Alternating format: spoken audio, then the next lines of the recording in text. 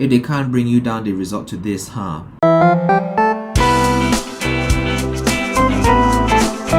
Hi, hello, ni hao, I'm Margar Jude and welcome back to another video. If you don't know, there has been a lot of news surrounding Russel Brand because he has been accused of raping 4 women within the time period 2006 and 2013, so 7 years. Now this investigation is being led by, I think, the BBC, Times News and Channel 4. And they have said that they've been doing extensive research into this. So this has been going on for months. And they have done a lot of research, there's a lot of evidence into this, and now they're going to bring us the facts and now bring to light the experiences of these 4 women who have been raped by Russel Brand. So let's get into it, shall we?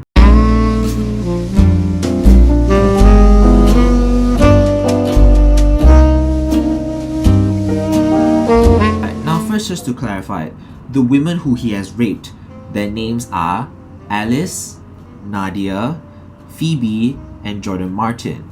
Now, Alice, Nadia, and Phoebe are all aliases. They have decided to keep themselves hidden when talking about their sexual assault. Now, Jordan Martin is the only public person out there who has accused Russel Brand of rape, and her relationship to him was that she was his side chick for around 6 months. And during this time, Russel Brand had a wife, and I think it was Katy Perry. A lot of media attention is focused on Alice and Nadia, especially Alice, because Alice was 16 years old when this relationship happened. Now, of course, in the US, a lot of people would scream rape, but in the UK, the age of consent is 16. So she has already reached the age of consent. So all of this would be consensual. Reading from what I have here, Alice, not her real name, who was 16 at the time, she told the paper, "I was sat up in the bed up against the headboard and he forced his penis down my throat and I couldn't breathe. It was just choking me and I couldn't breathe. And I was pushing him away and he wasn't backing off at all." Nadia, who is a businesswoman, said she then visited the actor at his home again on the morning of July 1st, where she claimed the naked Brand came bounding out of his bedroom before then, assaulting her against the wall. Recounting the alleged incident to the Times, she said she tried to get away and slipped before then getting stuck on a painting. "At this point, he's grabbing on my underwear, pulling it to the side," the woman told the paper. Nadia alleges Brand then grabbed her and pushed up against her after she told him she wanted to leave. "He's a lot taller than me, and he has that glazed look in his eye again, and I can't move. And I told him, get off, get off." Nadia claims Brand pushed her up against the wall and raped her without a condom. After the alleged attack, Nadia said she ran out and jumped into her car. She claimed Brand later sent her a text saying, "I'm sorry, that was crazy and selfish. I hope you can forgive me." We do have the evidence of Nadia saying all this through text. "I'm sorry, that was crazy and selfish. I hope you can forgive me. I know that you're a lovely person. Kiss." To which Nadia replied, "You scared the shit out of me. You're right, I am a lovely person, and for you to take advantage of me like that is unacceptable. You have a problem. You need help. It's dangerous that you think you can get your own way all the time. Do you know how scary you are when that glazed look comes over you? When a girl says no, it means no. Do I have to go get myself tested? Last time you asked me condom or no condom. When I say condom, that doesn't mean it's optional. You don't have the best reputation. I pride myself on being safe and trying to make the right decisions. Obviously, this was a bad one. I'm so disappointed." To which Russel Brand replied, "I'm very sorry. You don't need to get tested. I will make this up to you, somehow with love and kindness. Not my original idea, which was more sex. You've been lovely to me and I'm embarrassed by my behavior. Sorry, kiss. Will you ever forgive me? Kiss." And this was around 1 month later. And I think we all know that just because legacy media reports it doesn't mean that it's true.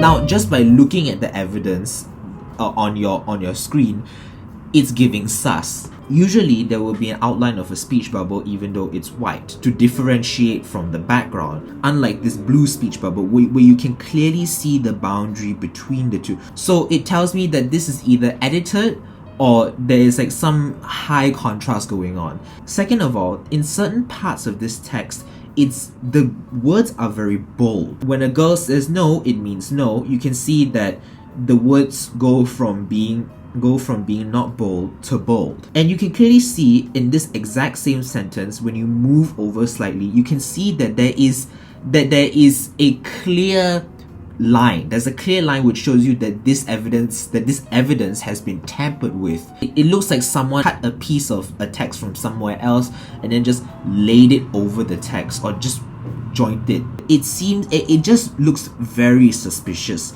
Nadia's story doesn't match a little bit, and maybe that's just me looking into things, but I'll share it with you guys. Last time you asked me condom or no condom. When I say condom, that doesn't mean it's optional. If someone does not use a condom without your permission, that's rape. During that time's confessional, she said this. He's like, do you want to use a condom or not use a condom? And I'm like, no, absolutely, we're using a condom. And he did respect my wishes then. But she did say that he got a glazed over look while they were having sex. He does this thing where he glazes over. I don't know what's going on in his head, so it was kind of weird.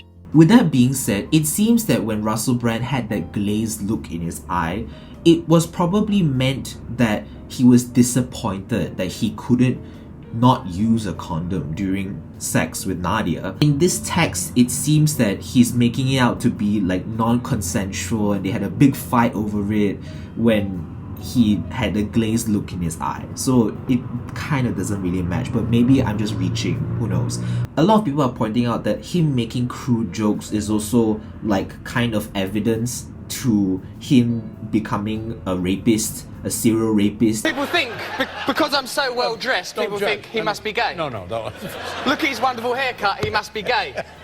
Look how sensitive and vulnerable he is, he must be gay. That's right. That means women feel safe around me, they trust me, then bang, pregnant, bang, pregnant, bang, pregnant. And to me, I'm like, that's not a basis on anything. He was there to push the boundaries of comedy. There are some parts where he takes it too far, like for example, Russel Brand really kissing a 60 Minutes reporter. Because things was getting a bit fruity out there. Alright Liz, goodbye. Yeah, thank you. Well, it's been really a wonderful experience. Now for that 60-minute reporter, she did consent to him kissing her, so everything was fine. This was a consensual thing. And when Russel Brand decided he would like to kiss me, well, you know, you size up the situation. You think, am I in danger? You know, what's going to go here? What could go wrong? Then naughty Russell ended the day. Do I have to tell you? Now lastly, a lot of people are comparing him to Jimmy Savile.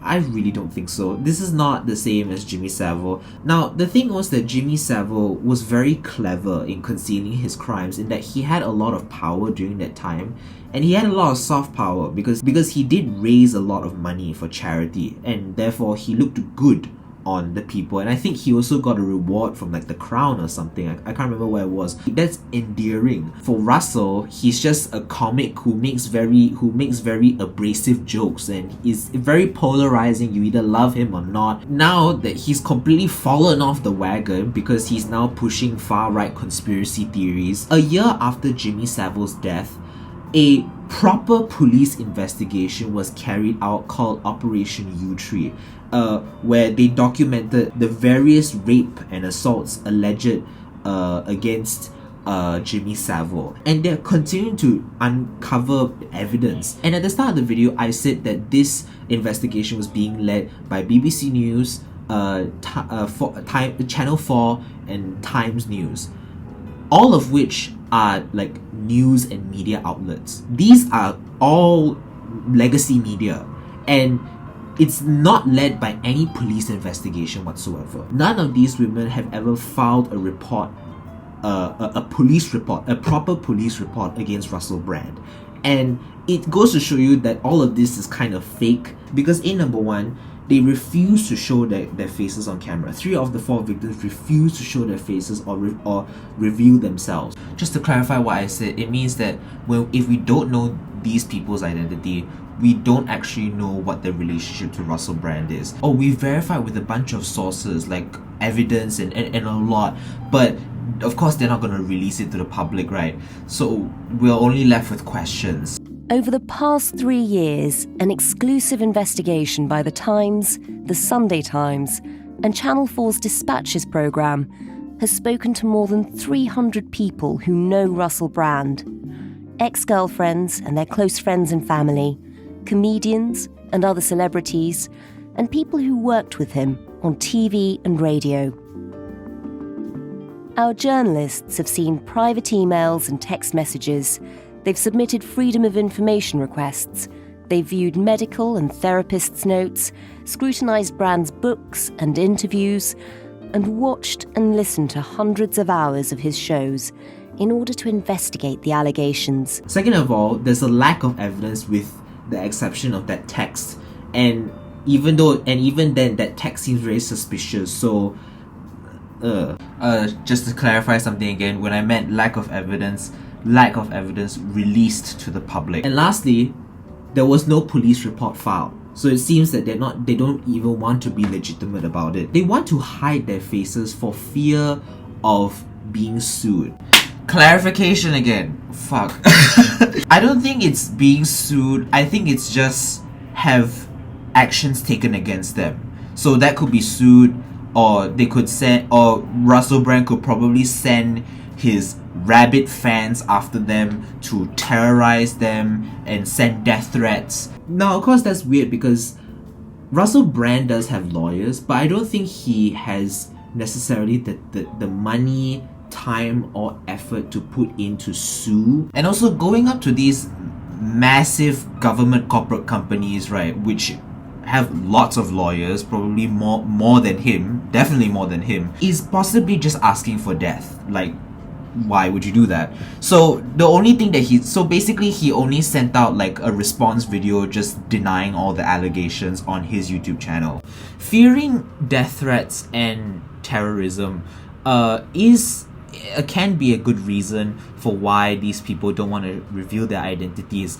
But if you really want justice for being raped by Russel Brand, shouldn't you reveal your identity so that people know you, people can sympathize with you? Because the thing is that you can receive death threats, but you also receive a lot of sympathy and a lot of empathy from people, and also a lot of support from these people. But more importantly, I would say justice would be served if you file the police report and of course go to court over it, which means you have to reveal your identity. So yeah.